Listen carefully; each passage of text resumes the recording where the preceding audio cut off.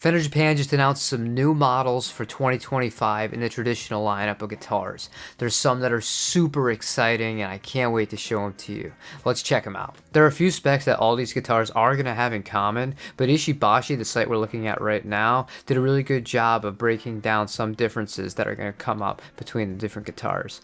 To begin with the body here, the 50s, 60s, and late 60s models are going to have a basswood body with a gloss finish, and the 70s models are going to have an ash body with the gloss finish.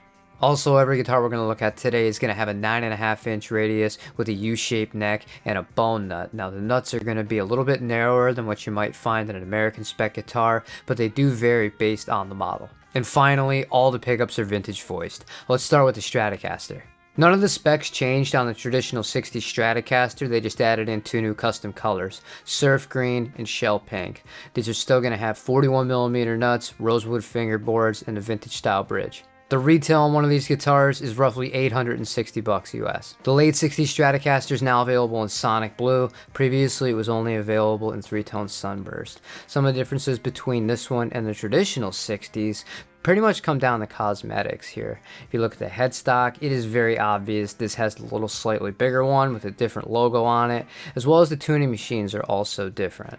Price-wise, there's only a 4,000 yen difference between this and the traditional 60s. And that leaves us with the most expensive model, the traditional 70s. This one is 30,000 yen more than the traditional 60s, and I'm going to chalk most of that down to the fact that this one is made of ash. The others are indeed made of basswood.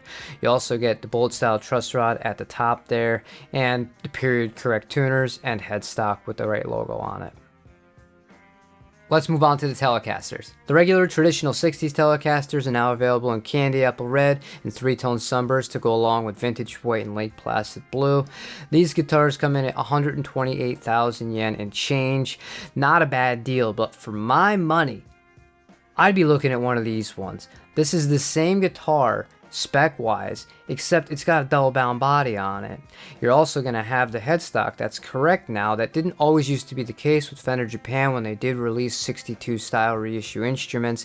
It does say custom Telecaster. Both of these guitars are going to have a 41mm nut, and the price difference between them is basically 5,000 yen, so that's not a whole lot of money. I'd be looking at one of these in the Sonic Blue or Fiesta Red, which is another new color for this year. Last but not least, the traditional 70s Telecaster. This is still using the 3-bolt neck with the micro tilt. It has the wide range humbucking pickups. It does have the 70s style bullet truss rod at the top, and the body is now made of ash. This is going to cost you roughly $1,100 US, but man, it's a beauty. Now, I love Strats and Tellies, and I think they made some cool color decisions, but let's be honest, most people that clicked on this video are here to see the offsets. For the Jazzmaster, I'm a little bit disappointed that they didn't add any custom colors for the regular traditional 60s. However, they did reintroduce the late 60s, and obviously this is mostly an aesthetic change. You're getting the binding on the neck, you're getting the block inlays, and you are going to get the larger headstock. These guitars are going to come with a 41mm nut and 21 frets. These are available in two colors, ocean turquoise and black, both with a matching headstock, and the price is going to be just over $1,000. And now for my personal favorite, the Fender Jaguar.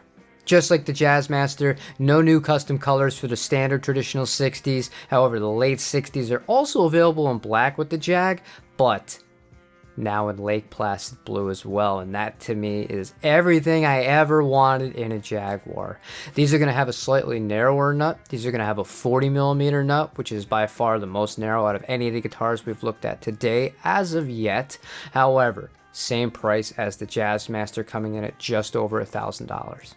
Not surprisingly, the initial run of guitars that they got in both the black and the Lake Placid Blue, they're already sold out at Ishibashi. The last guitar we're going to look at today is the traditional 70s Mustang, which makes its return back into the lineup, and it comes in candy apple red. And I say that's a little bit weird because earlier in the video when we were breaking down all the guitars and all the specifications of them, they said all the 70s models were going to have ash bodies. This guitar is listed to not have an ash body, but to have a basswood body. So that's a little bit weird, but I mean, at the end of the day, if we go based on the prices that we saw for the other guitars, it does kind of make sense, as the other ones, I believe the cheapest one was a Stratocaster, and that was over 150,000 yen. And just like the Jaguar, these are going to have a 40mm nut. Although I do have some questions about some of the decisions that they did make with these models. Overall, it's awesome. I'm really happy that they do this every single year, and I'm super stoked, as obviously if you follow this channel, you know, I love the Jaguar. My favorite color is Lake Placid Blue. These were available a few years ago in Ice Blue Metallic, which is most definitely a different shade of blue than Lake Placid. But it's just something I've always wanted, especially with the dark rosewood fingerboard, the block inlays, the binding, and it's affordable. I can only dream that one day we'll get stuff like this available here, but looking at what Fender is now doing in the United States with their web exclusive stuff, who knows? Maybe they'll follow the kind of model that Fender Japan has done and start giving us stuff like this that's available directly from them. I would most certainly welcome that. Let me know which one was your favorite in the comments section down below, or any other thoughts or questions that you might have. Thanks for checking out this quick video, and I'll see you on the next one. Take it easy.